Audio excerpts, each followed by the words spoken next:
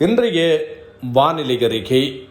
யாழ்ப்பாண பல்கலைக்கழக புவியியல் துறை பேராசிரியர் நாகமுத்து பிரதீபராஜா அவர்கள் தன்னுடைய ஃபேஸ்புக் தளத்தில் வெளியிட்டிருக்கும் வானிலை அறிக்கை.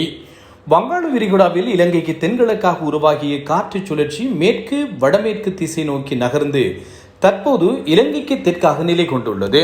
இதேவேளை இலங்கையின் தென்பகுதியில் ஒரு வளிமண்டல உறுதியற்ற நிலைமையும் காணப்படுகிறது. இதன் காரணமாக தற்பொழுது நாட்டின் பல பகுதிகளுக்கும் கிடைத்து வரும் மழை எதிர்வரும் 19ஆம் தேதி வரை நீடிக்கும் என எதிர்பார்க்கப்படுகிறது. நாளை 18ஆம் தேதி இரவு முதல் வடக்கு மாகாணத்திற்கு மழை படிப்படியாக குறைவடையும் என எதிர்பார்க்கப்படுகிறது. ஆனால் கிழக்கு ஊவா, மத்திய சபரகமுவ, தெற்கு மற்றும் மேற்கு மாகாணங்களுக்கு எதிர்வரும் 19ஆம் தேதி வரை மழை நீடிக்கும் வாய்ப்பு காணப்படுகிறது.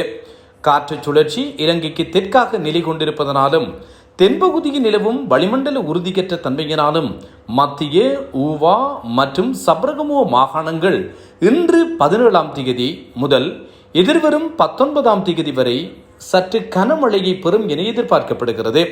எனவே பதுளை, நுவரெலியா, கண்டி, மாத்தளை, கேகாலை மாவட்டங்களில் கனமழையோடு இணைந்த நிலச்சரிவு தொடர்பில் மக்கள் அவதானமாக இருப்பது அவசியமாகிறது.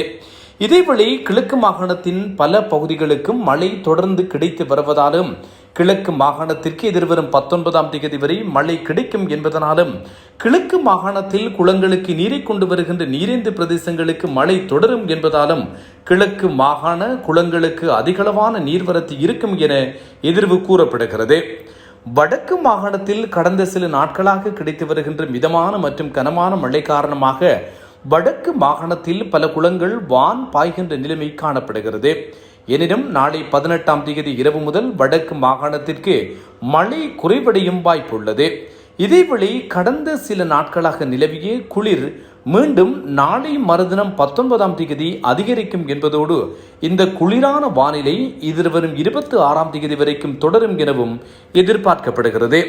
இந்த வானிலை அறிக்கை தகவல்களை வெளியிட்டிருப்பவர் யாழ்ப்பாண பல்கலைக்கழக புவியியல் துறை பேராசிரியரான நாகமுத்து பிரதீபராஜா. ஆகவே இந்த வானிலை அறிவித்தல்களை அவதானத்தில் கொண்டு மக்கள் செயற்படுமாறு கேட்டுக்கொள்ளப்படுகின்றனர்.